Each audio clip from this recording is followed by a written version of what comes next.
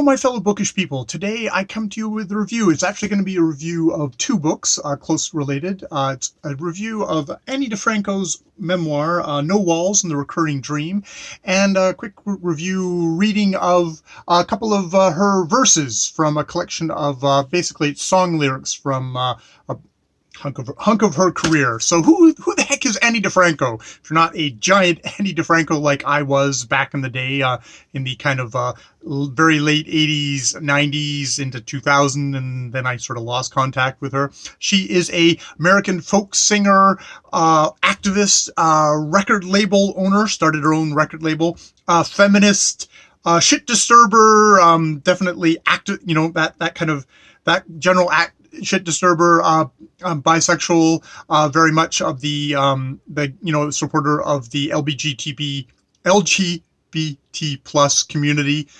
Let's see if I can get all my letters out.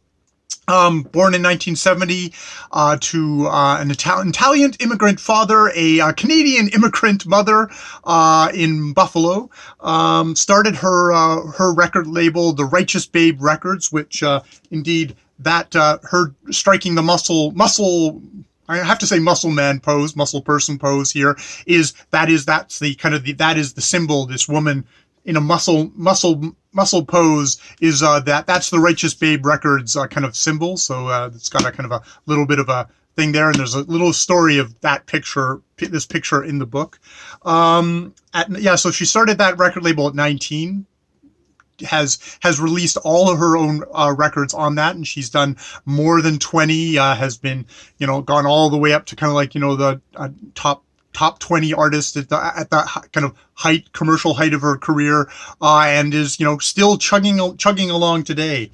So first book I'll just talk about, which will give you a little sense of at least the words of Ani DiFranco. I'll have to link to some of her actual music down below, because this is indeed it's the verses. It is the verses of those songs, and so I think I will just start off by just reading one of the songs. This is an early one from her. It's called Not So Soft. And it'll be interesting. This is, if you're not somebody who's actually listened to her music, it'd be interested to see how this comes across, because while I was reading this collection, it was very hard for me as somebody who would just like listen to these songs over and over again, not to hear her voice and hear the music that accompanies it all the time. Not so soft. In a forest of stone underneath the corporate canopy, where the sun rarely filters down, the ground is not so soft, not so soft.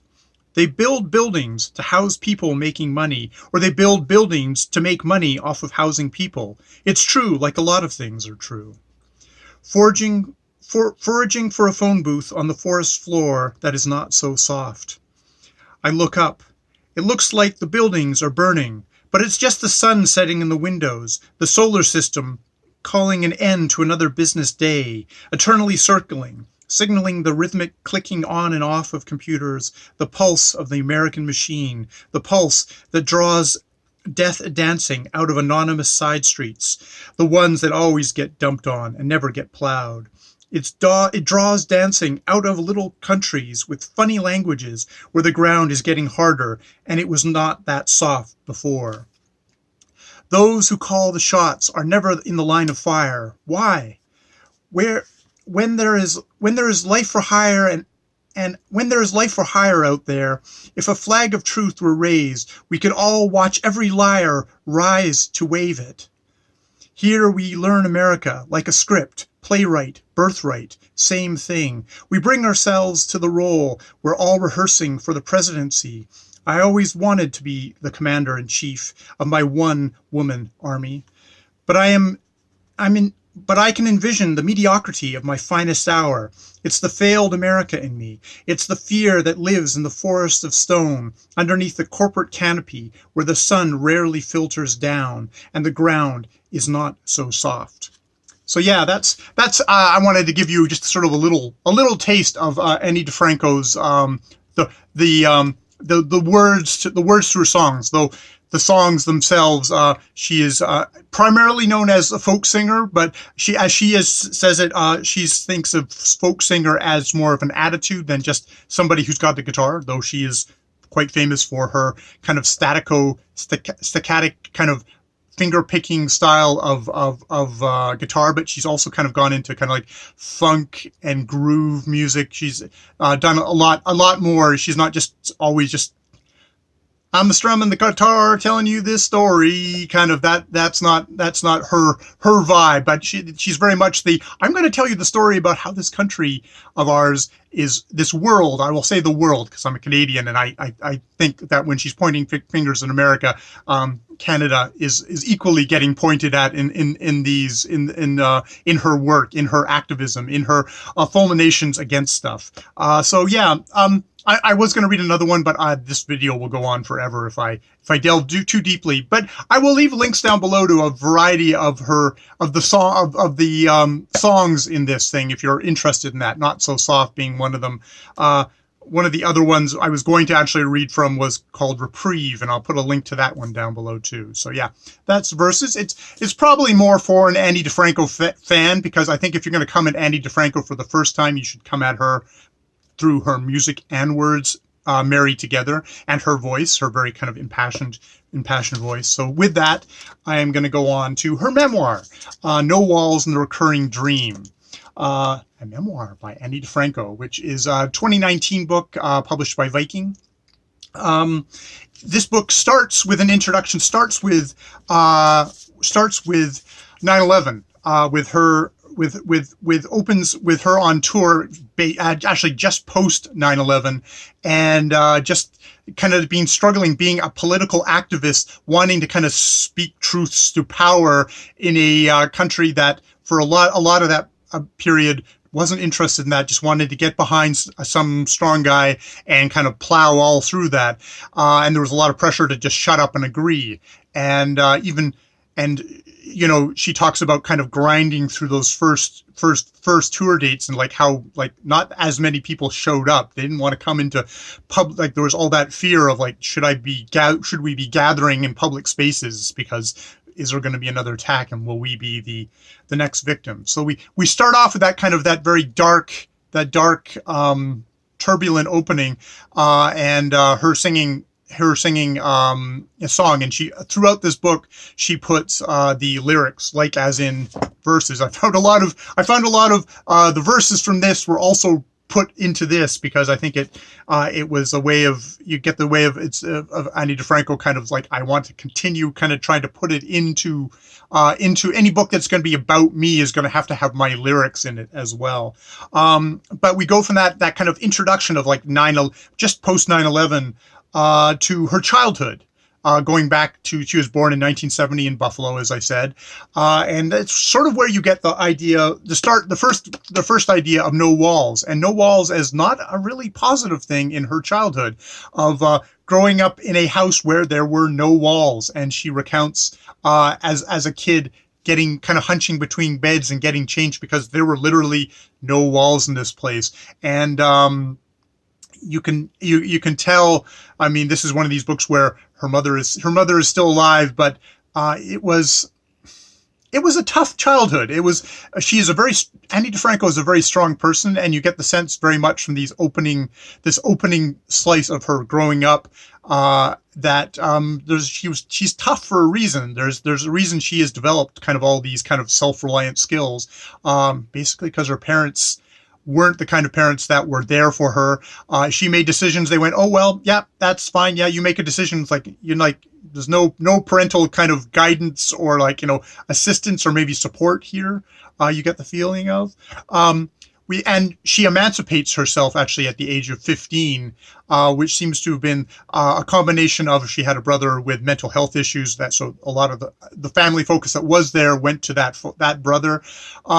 But just also that she wanted to go off and do things. She's very much someone who charted her own path, who in going through high school, she's like, okay, goes to the principal or whatever and says, I want to get out of here earlier. Here's my program to do it. And they're like, well, we shouldn't let you do this, but if you don't tell anyone, we'll let you do it and go away.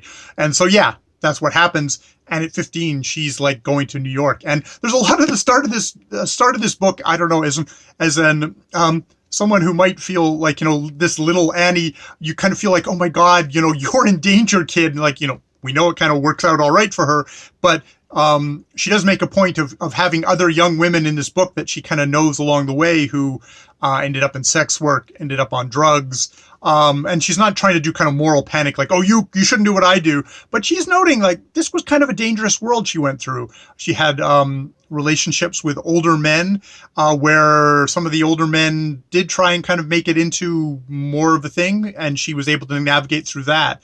And there's a strong part of through all this book of, where did Righteous Babe come from when she comes up with the name of Righteous Babe Records? That came from constant catcalling from men, constant harassment from men as her being a young woman, and being a, hey babe, how you doing, babe? And so she and her friend would call each other babe as sort of a subversion, like, we're going to take that word back. And so when it came to have a record label, after a couple of things, it became Righteous Babe Records.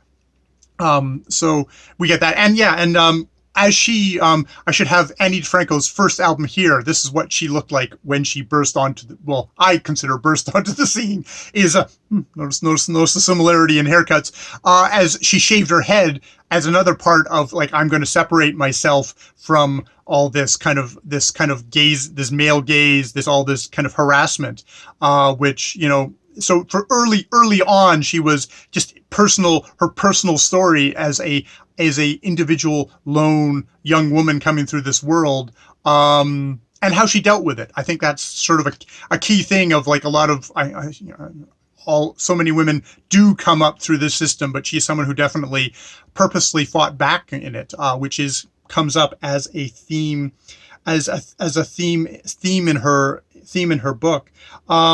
She went to the New York School, which was a university, a nonprofit university, which was for kind of progressive thinking, where she seems to have found some kind of good kind of mentors, and just a lot of political thought, which definitely comes up in this book a lot of times. She talks about kind of different models that she sees throughout in this book. Striking one would be a kind of a comparison between Bob Dylan, and Pete Seeger, and saying, like, how Pete Seeger was somebody who seemed to be like, okay, everyone's like, wow, starstruck, and he was someone who kind of reached behind and turned off the spotlight and trying to engage with somebody as a human being. But further down the road, I would meet a man named Bob Dylan and feel the opposite sensation from him. Bob felt like a man who lived in fear that someone would discover and expose him as a fraud. I am not saying he is a fraud. On the contrary, I believe his art to be a great gift. I'm just saying that there's a difference between open and closed. The man forced to guard his legend carefully in order that he always have something to hide behind, no matter how brilliant he is not as powerful to me as the man who stands in the open, naked and unarmed. Which, that I think is you get a lot of the kind of reflections on other people through this book, of how she is going to kind of deal with her own stardom. I talked about this book in my vlog, my extremely too long vlog tag video, and how I was curious, like, oh, is she a star who's grown up in this kind of a bubble since of quite 19 formative years? Like, is she going to be kind of this bloated or kind of guarded, or kind of like, how is it going to have twisted her? And this book is actually a really good answer to that, of how it seems that she's actually kind of been able to kind of develop a fairly healthy negotiation through this. I mean, with many costs as well. She's not shy of showing the costs.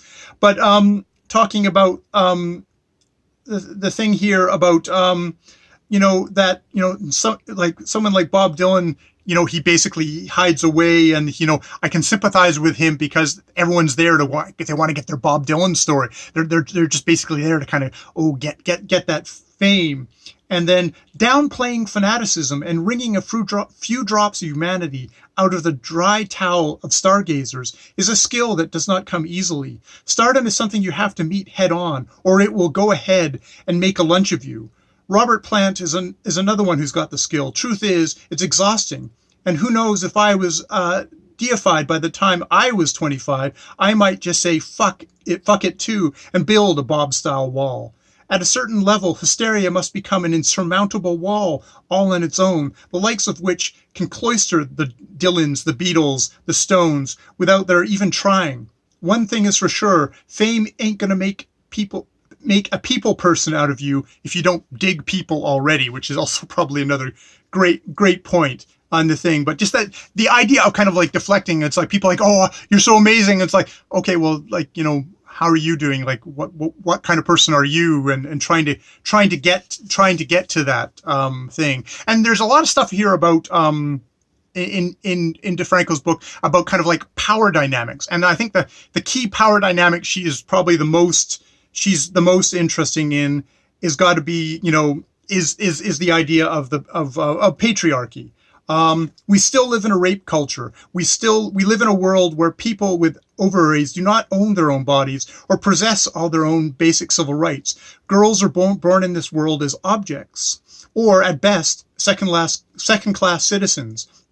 Girls are subordinated and subverted so universally that it just seems normal. Patriarchy is so deep inside us all that we let women be dominated, controlled, violated, and treated as less than equal, less than human, all the world over, and we turn away in politeness and cultural sensitivity.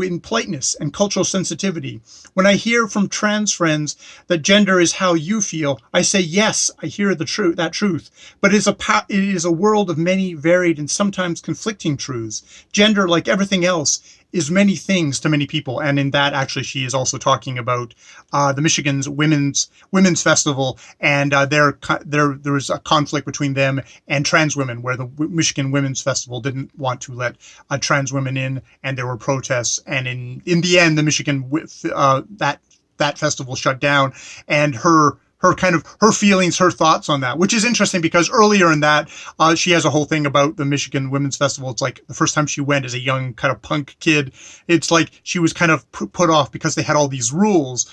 They had like, you know, oh God, it's so controlling. It's like, that's not what I'm here for. I'm here for freedom. But it was sort of later through reflection, she was like, oh, well, actually, they were setting up all these rules because we were able to have freedom from all those other rules of basically how women have to act in a culture where, you know, there's threat of male violence or just basically male sensitivities or stuff like that. So it's an interesting book like that. There are in some parts of this book that she is a folk singer. She is a wonk about this stuff. She is a wonk about, you know, kind of feminism. She is a wonk about, you know, how the corporate domination. She's a wonk about patriarchy. She's a wonk about prison reform. And it's a kind of book like, yes, I'm going to tell you about my life and stuff like that, but I'm going to intersperse this also with essays and thoughts on these issues that matter to me and that I've been fighting for all her life. And you know, and there's some ways I'm like, okay, I kind of agree with this stuff, so we could kind of go on to other stuff. You don't need to turn this into a textbook, Ms. DiFranco, but you know, it's stuff like, and sometimes it goes off into areas where I think, this is kind of like woo-woo kind of territory. Music, the universal language of the feminine brain, operates in the world like an antidote to detachment. It is a medium that necessitates connectedness, starting down at the bottom with the resonant frequency of the earth itself. At some point, the rhythmic syncopation and overtones of the subharmonic, breathing earth become so fast that we interpret them as drum beats, and then, as they get faster, we experience them as notes. And it kind of goes on like that, and there's a certain tone she gets. Like, I feel like we've suddenly gone from memoir into theory discourse, and those are the sections I have to admit I think it shows the power of her as a folk singer, as someone singing a song who is always kind of connecting the personal to the political, and, you know, getting that personal in there. And it's the personal that connects someone like me to her message so much, I think, rather than the theory. The theory is, I'm not a theory guy. I'm not gonna read books on theory. It's just not my way of taking things in. But, you know, you also get, like, you know, her dreams as an activist. Who among us dare now to dream? Dream not just of a modicum of safety and living wage, but the really big dreams. For me, the Reproductive Freedom Amendment, the abolition of the Electoral College, the revamp of the electoral system, the criminal justice system, and the healthcare and education system, the dawning sustainability through conservatism and biomimicry, prioritizing and incentivizing the greening of industry through regulation of the financial sector, closing the loopholes and bringing the tax structure back to the realm of reason, which is, it's funny because this is sort of why I was attracted to Ani DiFranco as a songwriter. She's someone who definitely in like kind of the 90s was saying stuff is wrong, wrong right now. She is the connective tissue that goes back to Pete Seeger, Utah Phillips, which is a fellow that she did a lot of stuff with. So yeah, there's that. Now, on the other side of this, I have to say she's really kind of keen. She's got a keen eye on the whole thing of, when you're looking at me, you're sort of seeing yourself. She talks about an art class where there's an exercise where they all go in a circle and you draw the person opposite you. And what they found is that all those pictures had a tendency to look like the drawer, not the drawee. And you get that sense of like when people are looking at Ani DiFranco, they're seeing themselves, they're seeing them best selves. There's a lot of, that's where I guess the hero worship comes from. I know I look at her and there's definitely a good hunk of myself that looked at her as aspirational, like, wow, can I be as committed? Can I be as strong as what I think Ani DiFranco is? Yeah. And, and we also get stuff like, we get like a section here with Prince, which actually is a good example of that. She does a self-portrait of Prince, which I wonder how much says also about herself. Because she talks about, I also really love that when Prince, became a symbol, the thing that he became a symbol of was a hybrid of masculine and feminine. Strike hybrid and write unity into the last sentence. The high voltage gender circuitry that buzzed inside of him was arresting by any measure. His energy was like that of both sexes, resonating at hummingbird speed, both passions at a fevered pitch. All of the genderqueer revolutionary stances ever struck, Prince's was the hottest and coolest at the same time, utterly fearless and unapologetic, but vulnerable and sexy and shy. In addition to his obstinate independence, I could relate to his way of being heterosexual, but queer as the day is long, which is a good way of talking about Ani DiFranco, who has come out as bisexual, but she's bisexual, but she is has now married two men, but is also queer as the day is long.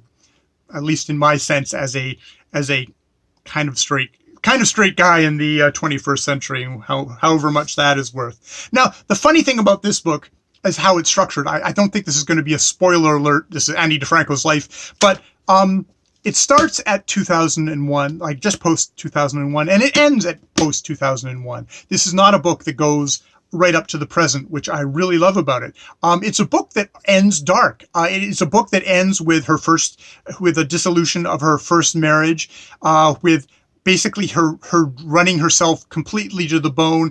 She is the feeder of the machine she has made with Righteous Babe Records. She feels she's this funny person who's like, I'm a political activist, but I seem to be like being deified as, she's a great entrepreneur. She's like, she's going to be the new music biz way. We're going to make money this way. It's like, no, that's not why I did this. I did it to get out of the corporate structure, to get out of that kind of capitalist like thing. It's like, I define myself as an artist, not as a businesswoman.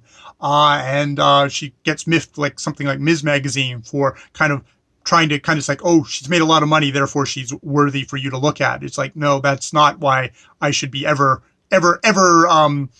viewed as a thing. And so that, and basically all the people around her, as much as they love her, they're also all depending on her for their living.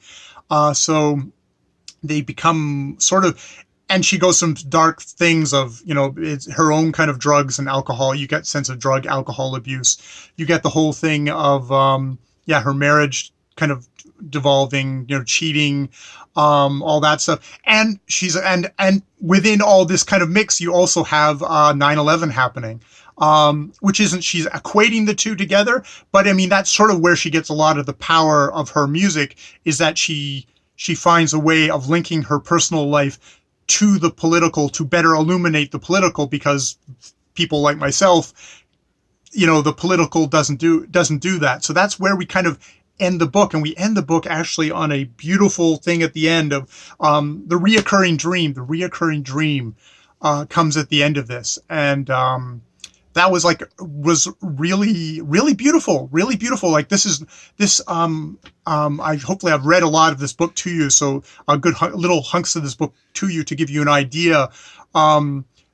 Because while she does kind of drift off into what I feel is like a little bit over activist wonk talk a little bit too much, there's also plenty in this book which is just it's raw, it's emotional. It's also I talked about that kind of like saying like I need to learn how to deflect from the grasping fans. This is a book that quite elegantly does that. She's going to talk about what she wants to talk about, but she's also going to bring in a lot of the things that she thinks are actually really, really important. Things like patriarchy, prison reform, reproductive rights, and she's going to connect that with her life experiences. And so you're going to learn about her life, but you're also going to learn about these issues, or you're going to realize that these issues are still vital and important. And she's also going to bring in, the big thing about this memoir is it's a memoir where she peoples it with the people of her life. It's not all about her. She actually talks about the other people in her life, which of course, me being the fan, I've been talking about Ani DiFranco, but she's also talking about the people in her life. And it's striking at the end of the book. She says like, well, this is what's that what happened then. This was my kind of this part of my life. And I'll give you a little glimpse of like, yeah, I remarried, I had 2 kids. But that's not this story. This is this part of my life that I'm looking back at. Like, this is where this part of my life ended. And I have the space to look back on it, which is quite beautiful in itself and quite honest. I can't imagine writing about my life now and being able to give you an honest or any kind of perspective. So she does a good job of deflecting what I think could be your kind of prurient, like, oh, I thought you were supposed to be gay at the beginning of your career, and some of your fans were upset about that. And she's like, I think that was a thing of the media. I don't know. I just know it was like I was surprised when like, oh, you married a guy. Oh, I thought she was a lesbian, and but this is pre-internet times, so I didn't have all that information, and I wasn't getting, I don't know, Rolling Stone or Ms. Magazine. I was just getting the music and overhearing conversations in concerts of hers that I went to of people talking. But that was about my thing. That's another thing about this book, actually. She is 48 right now. I am 50 right now, and I feel like she's talking about the before times. She talks about like, this is pre-internet, where when she would travel the world, there wasn't that homogenization. Like, there were genuine differences, which is sort of faded away. But you get a lot of that.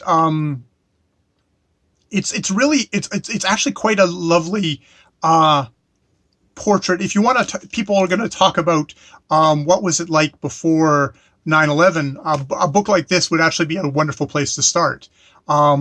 It begins and ends with 9/11, but it's not a 9/11 book, but it gives you a snapshot of what it was like to be born in the 70s, or in my case, maybe just a couple of years earlier, and to have lived through that time before 9/11, and before 9/11, before the internet, before this whatever the fuck we're in now, which we're going to need many more years to actually gain perspective on, and it doesn't seem to be like a great time to me. But then again, I stand with Annie. So yeah, I really need to get going to work. I hope you have enjoyed this review of No Walls and the Recurring Dream and Verses, both by Ani DiFranco. Yeah, I highly recommend the book. Versus, not so much for an Ani DiFranco fan. This one, I would say, if you're somebody who's actually interested in the time before, before the dominance of the internet. The internet obviously was around pre that time. I remember the New York Times website going down on 9/11. But it's it's a snapshot. It's funny. It's for me, as a person who's about the same age as her, it's like, this is my first document of that's hit me emotionally, of looking back on earlier time in my own life. Yeah. So I highly recommend that to anyone who's a history buff out there. I guess history buff. I don't know. But I will put a link to much of her music down below as I can. Yeah, more videos later.